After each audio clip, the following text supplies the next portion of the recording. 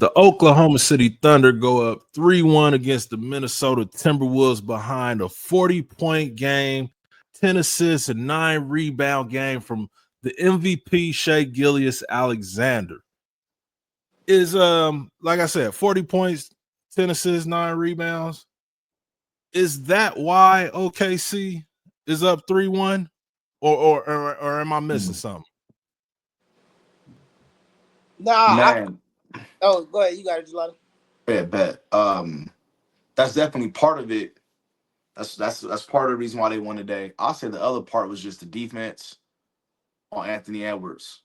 So if your best player is having a great game and you're able to not lock up the opponent's best player but slow him down, the chances of you winning are very high, and they did that very well tonight.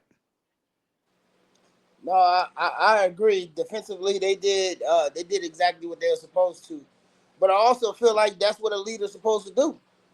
I mean, if you the leader of the team and you show up that way, I mean, your comrades is only gonna see how the leader is playing and show up.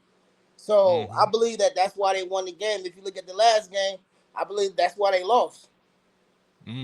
Because Shai he didn't have the best game last game. Yeah. So I mean, you kind of see it in both wins and losses.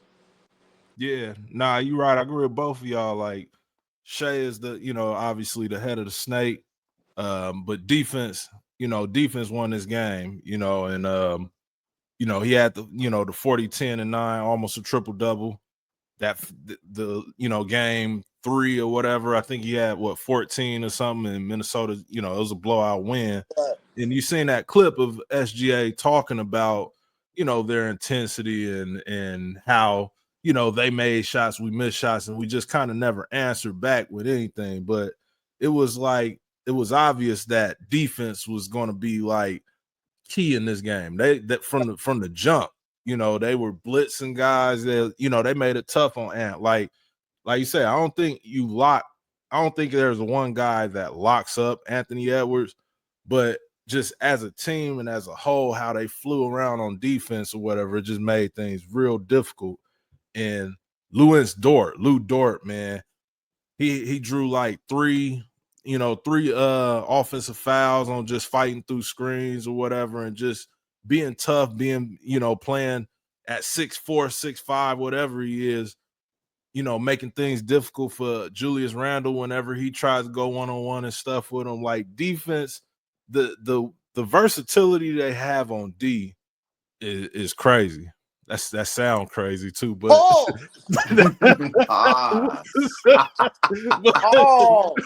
but them boys say now, ball. Yeah. My son, he been hit me with it, so I caught that right off the top. I'm like, yeah, that was pretty wild. But tell y'all, man, look, and that's what I don't like about these young boys. Like everything don't warrant a pause, man. Like I'm a man. I shouldn't have to pause everything, man. These little young dudes kill me with that. Yeah, it's funny. Yeah, my son, he'll be like, hold on, whoa. I'm like, slow down. Yeah. But no, this team, man, their team defense, Chet had some big blocks, late down the stretch. The finish of the game was 128-126. And it was, defense that won it, at the end of the day. And Minnesota, I think they played although we didn't get the best Anthony Edwards, we got the best out of everybody else. That's funny you say that, because I did a stat, and I don't know if you guys caught this same stat. So with McDaniels, Walker, DiVincenzo, how you say that? You call Chenzo, I think. Chenzo. I said it right. DiVincenzo and Gobert, they total for 79 points. 79 points. And Randall total for 21. Yeah. So that tells you all you need to know for this game. And then for them to only lose by 2, that I think Minnesota's they're gonna leave this game knowing. I wouldn't even say Minnesota. I think Ant and Julius Randle is gonna leave this game and know that they let one slip. They Yeah. were yesterday. No, I agree. This definitely could have been a tie series. It's hard to come back down 3-1, especially when you got to go game 5 in OKC. I think they've only lost like 4 or 5 games all season. Yeah. But I think they can go in there and win it. I think they can get game 5. I picked OKC in 6. I'm gonna stand by that, and I'm predicting that they're gonna shock OKC and win game 5 on the road. Man, I'm standing by my pick. I think, man, I think I had OKC in 6 as well.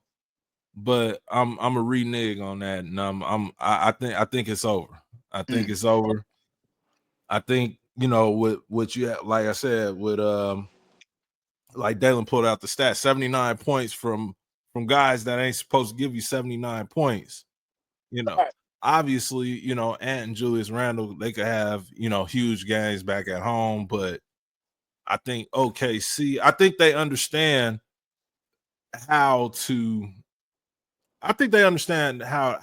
not let games slip away as far as in a series. Like, you start to learn teams when you play them so long or whatever, and I think they're figuring them out. Although it's a close game, but I think they prefer Nikhil, Alexander Walker, and them DiVincenzo and them dudes. I think they want to make them beat them, and I think that's a winning situation, when it comes to OKC.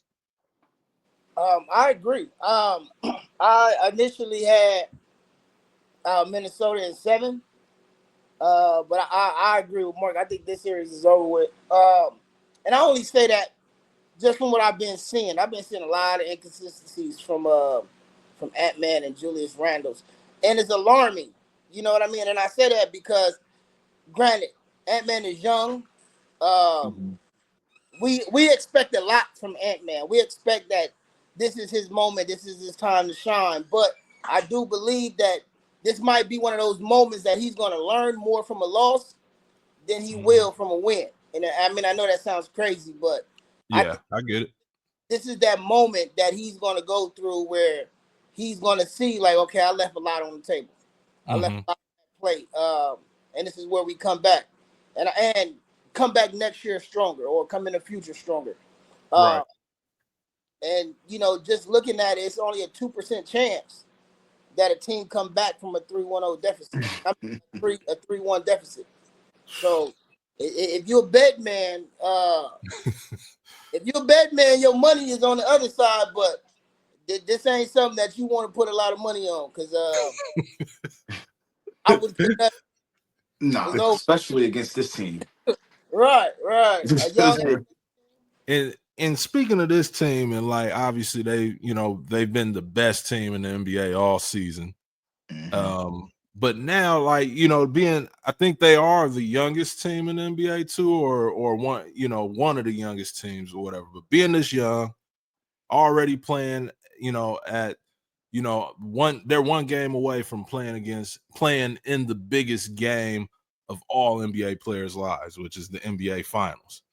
And the last, a time that this happened before was almost 20 years ago in OKC again, with KD, Russell Westbrook, James Harden, and them dudes.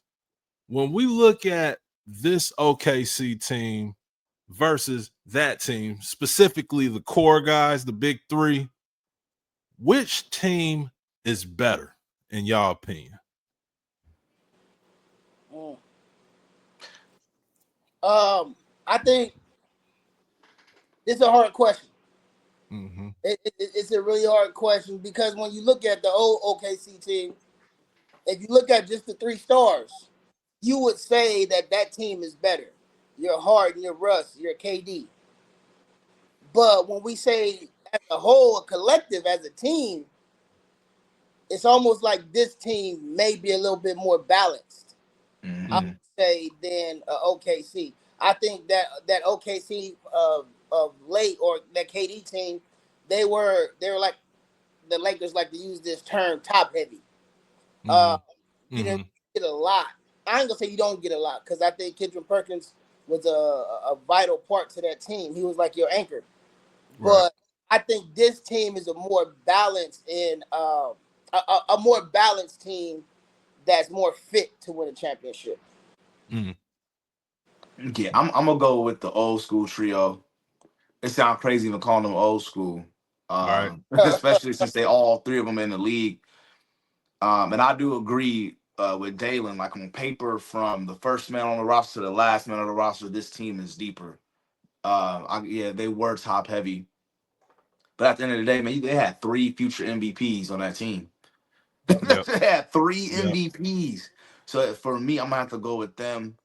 And they ran into LeBron James in the Heat, like, Yeah. and they were Yeah. young. They were like at Edwards' age right now, but Yeah. made it to the finals and had to face Bron at his best, arguably at his best. Mm-hmm. Same thing with D Wade, Chris Bosh. Um, but yeah, this team has the chance. If they win it, they the best OKC team ever. Period. Just because they won the title. So they have the chance from making it a debate or argument to making it fact.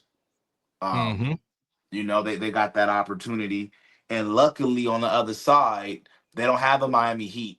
They don't got a LeBron James in his prime, right? Like, Yeah.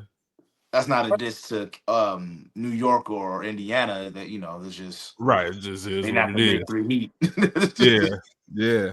Nah, no doubt. And I guess I'm gonna have to go on the other side, man. I'm gonna have to run with the young boys. And I understand that OKC to the old school OKC with Russ, Harden, and KD, they all won an MVP, future MVPs. But right now on this team, you have the current MVP, you have a guy in Jalen Williams who made an all NBA team and all defensive team in this same year as SGA winning MVP.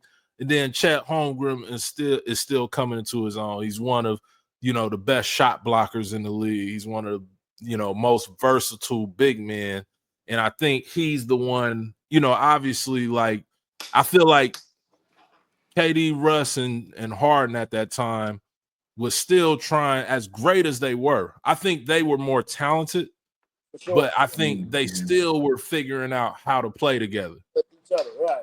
I feel like SGA, J-Dub, and Chet, they know where they stand. They know, who's getting the ball. They know who's the leader. There's no question. You remember all the arguments you used to see on, First Take with who should take the most shots. Westbrook is shooting, 10 more shots a game than KD. KD needs to be this. You don't hear that with these dudes. No.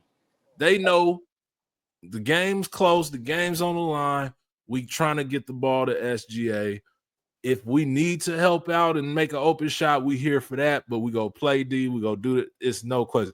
So, like, just because of the chemistry, and then like Dalen said about SGA earlier, his leadership and him being on top of the totem pole, and everybody understanding that, it trickles down to the entire roster, and everybody falls in place. And that's why I pick the new OKC Thunder over the old OKC Thunder. But that's tough. That is tough. And it's pretty even. You know what I mean? Like I don't think it's a super big gap between Right. them, but I just think this group of players from 1 to 10, 1 to 12, however many players, I think this is a better flowing team. Mm-hmm. That OKC team of the past. Because like Jelani said, you have 3 future MVPs on that team. Crazy. Like that, I can't think of the owner name of that time, but hey, he needs some applause because he does a hell of a job of recruiting and scouting talent. Mm-hmm. Mm-hmm. And who knows if that OKC team, if they stay together, if their egos don't clash, Yep. maybe they would have pulled out a finals, a championship. But I just think at that time, this was their moment where they needed to go through that in order to kind of build in the future. But I just think egos kind of played a part. and it splintered that group where it didn't have to.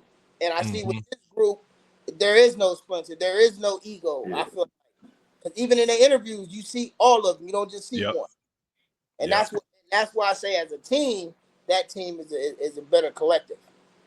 True.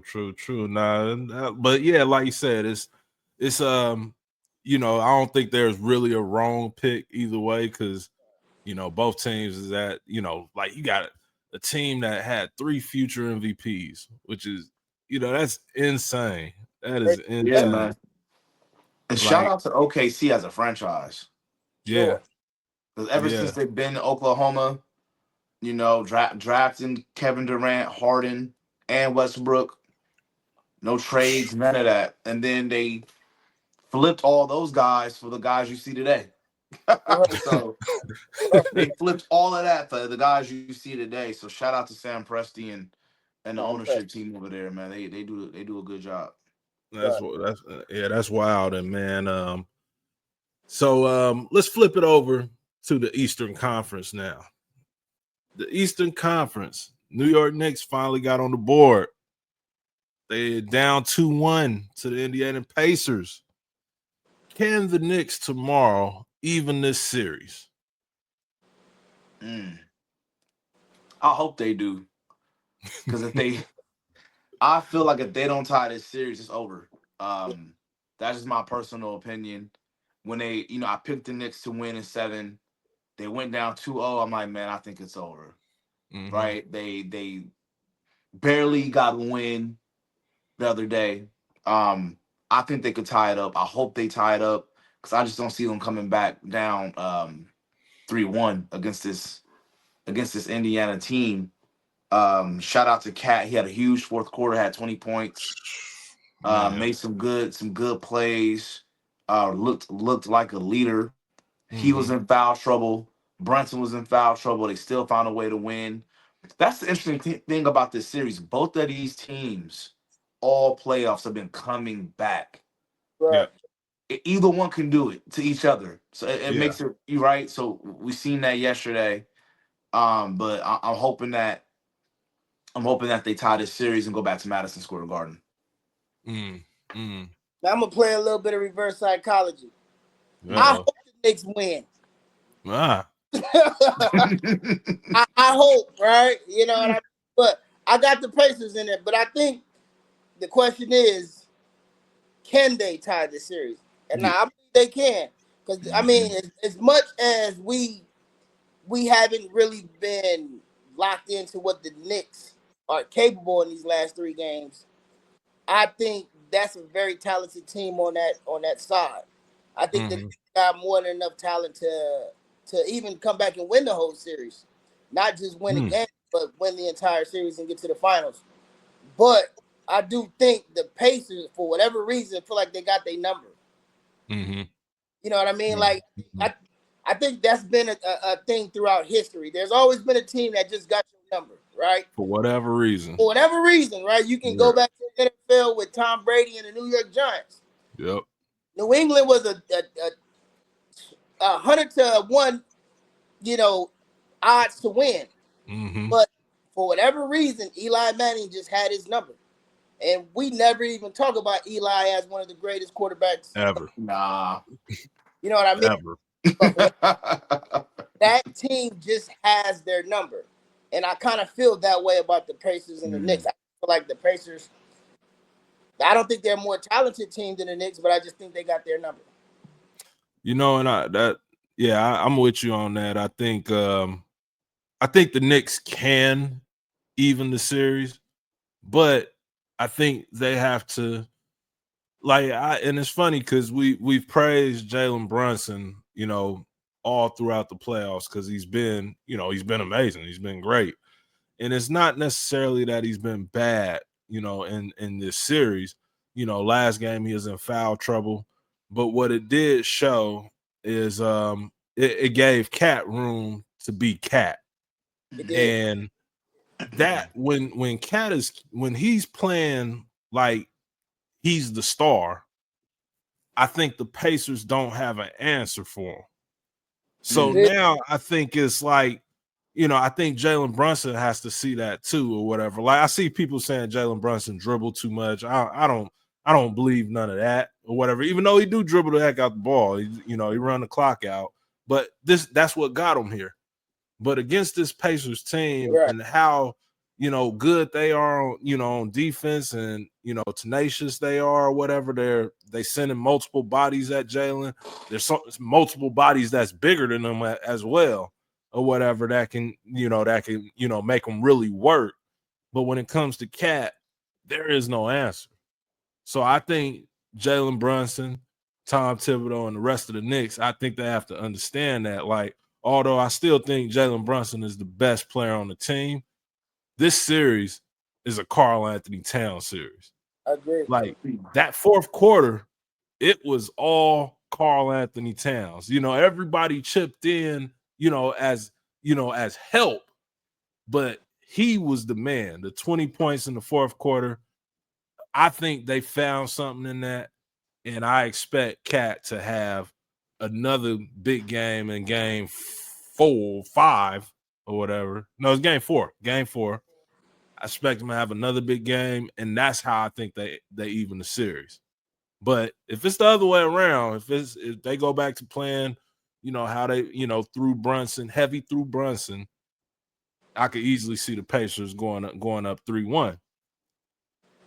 But with that being said, and like things in my mind is kind of for the Knicks is kind of on Jalen Brunson, and I think with the Pacers, I think it's on Tyrese Haliburton and how he plays. Who do y'all think has the most pressure on them to win this series? Tyrese Haliburton or Jalen Brunson? Man, I think it's Jalen Brunson only because of who he plays for. Those fans, you can't let them fans down. They want a championship. They deserve a championship. I think he has that pressure, right? And we always hear about superstar players going to bigger markets, and sometimes they shrink, or sometimes they can't really take the pressure, the media, yada, yada, yada, right? You have that in New York. And for me, when the playoffs started, I said to myself, my dark horse team, I didn't think they'll get there, but my dark horse team is the Knicks to make the finals. I don't think anybody thought the Pacers would have a chance of making the finals. Yeah. Right. I ran track in high school, and I would, we'll go to the state meet, and my dad used to tell me, like, yo, there's no pressure. No one expects anything out of you here. So there's no pressure. Just go out there and perform. And he was right. And I had some good races, but with I view Haliburton and the Pacers the same way. Like, y'all got there last year, true, but nobody really expected y'all to be in this position. I don't feel like they have any pressure. Maybe that's why they, what's the guy named? Nate Smith? What's his name? From the Pacers? The dude that's on threes. Heath Smith.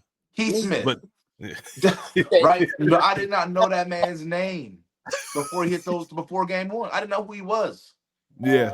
And he's went out there and he played his game and he hit them shots. They when you don't have pressure, you can do that. So I'm gonna say Jalen got the pressure, but after this season, Halliburton's gonna have that type of pressure after this season. Everybody's gonna look at him differently now after what he's done this postseason.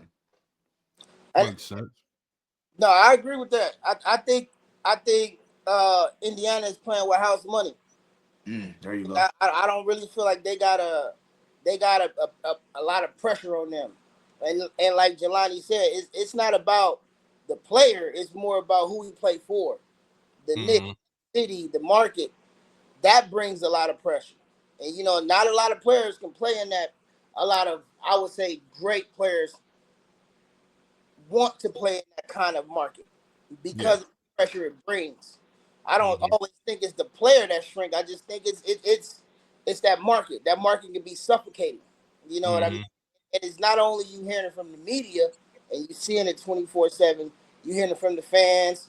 You in the city. New York is like a clustered city, so you're around it a lot. You feel it a lot, and I think New Yorkers are more brass more like just up in your face type fan base where they're going to tell you exactly how they feel. And when you're playing with that kind of pressure, it can get to you. And, you know, but I do think Jalen Brunson has the perfect makeup for a market like that. I think his dad, you know, built him in a way where he knew that pressure wasn't going to be, not new, but he built him to where it wouldn't affect him. You know, his demeanor in his press conferences, he's not ever seemed like he's rattled or he's off his square. You know, so I think New York got the most pressure because of the city and the market they're in, but I think the Indiana Pacers, they play with house money and they look more relaxed. They don't look like they're pressing as they play. For sure. And I agree with y'all. I think, you know, New York and that big city, the Big Apple gives you a lot of, you know, that's a lot of pressure playing under, you know, on Broadway. But I'm going to say Tyrese Haliburton has the more pressure than Jalen Brunson. And I'm going to keep it at like them two or whatever, because Tyrese, like we said, most of this playoffs, Tyrese has been playing with this chip on the shoulder of being considered overrated. And I don't think it's pressure from Indiana. I don't think it's pressure really from outside. I think it's all in Tyrese Haliburton's head. I think he's putting a lot of pressure on himself, and I think he's responding well to it. I think that's why he's been so great or whatever. And I think, you know, we're all usually our own worst, you know, critic. You know what I'm saying? And if that's in his head of, you know, people calling him overrated, you know, people talking about how many voices he got and stuff. But if, you know, that type of pressure is different than outside pressure, even though, you know, obviously outside pressure is, you know, pressure is pressure. You get too much, you go pop. But I think that's my theory with Tyrese. I think he can handle the pressure. I think I still got the Knicks winning it. I got the Knicks winning it, especially if Cat has a big game and they could get this next one tomorrow. If it was a fifth, we all be drunk. We all would. But with that being said, you know, with me thinking, you know, maybe I'm living in New York in my brain now, thinking the Knicks is actually going to the finals. But if the Knicks do not go to the finals, or even if they do make it to the finals, if they don't win a chip this year, will we see the New York Knicks win a championship in our lifetime?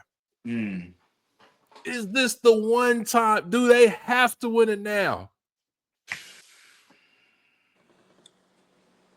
In New York, Congo. Hey man, look. I don't know what it is. Something in my heart is saying it ain't happening. I think this might be their best bet. Only on the senses of they're here. They're clearly I ain't gonna say clearly, but I think they're a more talented team. I think Tibb has to really go into his bag of coaching. I don't think we've seen the best of Tibb's coaching. I think Tibbs is doing a lot of things based off of old past coaching ways.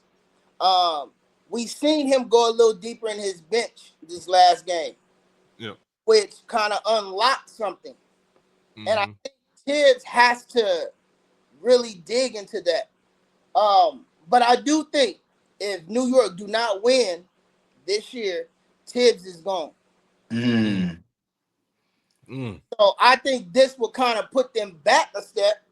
As much as we give Tibbs pressure about not winning the big game, he's a great coach. He's a good coach. I mean, great is I guess it's a different level, but he's a good coach, and his teams has always been competitive. They always compete. But if for whatever reason they get to this stage and this is like their cap. Mm-hmm. So I think the fact that if they lose, Tibbs is gone, and I think that puts them behind puts them a step behind. So I think I think we won't see it for a while. That's just Man, that's a hot take. Like in our lifetimes, you saying in the next 40, 50 years they can't get it? They'll go 100 years total without winning the chip. It took 20 to get to this one. Hey man, I don't know, bro. The last time they got to the big dance. The last time they won it was the 70s. Yeah, my mama graduated 74. Yeah. Damn. So your mama was So, but I think if they don't win it this year, they still may have a chance. It depends on what happens in the offseason. Because I think there's gonna be some movement. You never know. They might be able to get a Giannis to come to New York. Not saying they will, they won't. I'm hoping he coming to Los Angeles. But I'm just saying, like, Lakers or Clippers? Oh, come on. You don't answer that.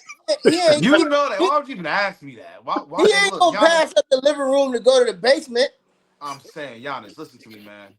You do not want to go to the Clippers. It's 1,600 square feet in here, man. Why we going to 5 basement, man? We ain't doing that. There's and Snoop Dogg said this. There's like 8 teams in a hierarchy above the Clippers in LA alone. All right, Giannis. The LA Sparks, the USC Trojans, the UCLA Bruins, the Anaheim Angels, all over the Clippers. Gonna go play hockey first. Yeah.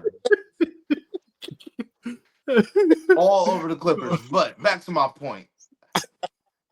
Now that they have like a winning culture right now. Like, I would low-key want to go to New York, maybe. Like, I'll give you an example. A couple years ago, Kyrie and KD could have went. And they chose Brooklyn. But I think it was about the state of the franchise and the team at the moment. Yep. I don't have that same view of the Knicks right now. So I think that they can get people to come, and they could be even better next season. And the East is wide open. We don't know what Milwaukee's going to look like. Yep. We don't know. Tatum might be gone the whole season. Yep. So Boston, right? Miami don't got Jimmy Butler anymore. So the East is, I think they can, if they don't get it done this year, they got a shot potentially to get it in the next year or two. But as far as Tom Thibodeau being fired, bro, I was thinking the same exact thing 5 seconds before you said it. So there is a possibility that he can get fired. And there is a coach that just got fired that's available who's a championship coach floating around. We just seen him on ESPN today. So that might, Tom Thibodeau, man, better figure it out. Yeah. Because Mike Malone is a phone call away. Yeah. And he's proven. He's made it to the promised land. Right. Yes. And delivered while he was there. Yep. So that's a good one. Y'all made some great points, man. And I think so. I think if the Knicks don't win it this year, even though I think their chances, obviously it's extremely hard to make it to the NBA Finals, and winning it is even harder. So they're, who knows if they ever get this close again or whatever, whatnot. Obviously, talent-wise, they have everything they need to, be back, next year. But with injuries, like making it to the final, I forget who said it, winning a championship is like you have to have like the perfect season. Like everything has to go right. You have to be healthy at the right time. Everything has to click at the right time. A little bit of luck. Yeah, a little bit of luck. It ain't even just about basketball. But I definitely think, Jelani said that like the culture has changed over there. And what's crazy is it's changed fast. Like it was quick. The Knicks were one of, as respected as the Knicks were as, being the mecca of basketball and, Madison Square Garden and everything. They were a joke. for 20 years. Like nobody took him seriously. Even when Melo was there, it was just like, all right, Melo and the Knicks are in town, but nobody ever picked them to win. But next season they could come back and be, one of the favorites. They could come back and be better. Like you said, they could add a piece. They could add a coach or whatever. Or they could get the job done and make it to the finals this year because they can get there. But if they get there and they run up against OKC, I think it's over because I got OKC winning it all. And the only way I'm picking the Knicks is my number 2. And it ain't. I don't think nothing's gonna happen in the next few days that's gonna change that. So, I do they think say, man, best time is now. The best time is now, New York. What you gonna do? Get it done, or be done. Yeah, and for real. This would be a great showcasing for those superstars if they get to the finals, right? Because now they're like, okay, well, we're this piece away, or we're this piece away. I think Tibbs keeps his job if they get to the finals and lose to an OKC. But I just think if this don't pan out the way that like you wanted to pan out with the Knicks getting to the finals, I just see that Tibb, to me, and I don't know why. I don't even have no research behind it, but I just feel like that's been going on for a while. You've been seeing Tibbs in these tight games, these series, and he haven't delivered. I won't say he don't, but he haven't delivered. And a lot of that has to do with coaching. And I've been listening to like Gilbert Arenas. He's been saying, if you go to your bench a lot earlier in these playoff series, now your players are more equipped to play in tighter games. You was forced to do it last game. You get what I'm saying? You forced to do it. So now you're seeing, well, I got a lot of potential on this bench. So if he sticks to that formula, I think they have a shot to pull this series out. But if it goes back to what he's been doing and only playing 5 to 6, he gonna have I think that they look at and say, we can't win with that formula. Yeah, that's not gonna fly against OKC either. No, because they got It's not even about talent at that point. It's fresh legs. You're going up against fresh legs because they'll play 10, 11 players. Even if it's a 4-5 minutes. Right. I just don't think, unless it's like a elimination, sit you down 3-1 or elimination game, the game 6, game 7. That's when you play your guys 42, 43, 44 minutes. But Jalen, Cat, try to keep them under 40, man. 39, 40 minutes. That's it. Give some of them other guys a little burn. Just a little bit. That's the key to victory.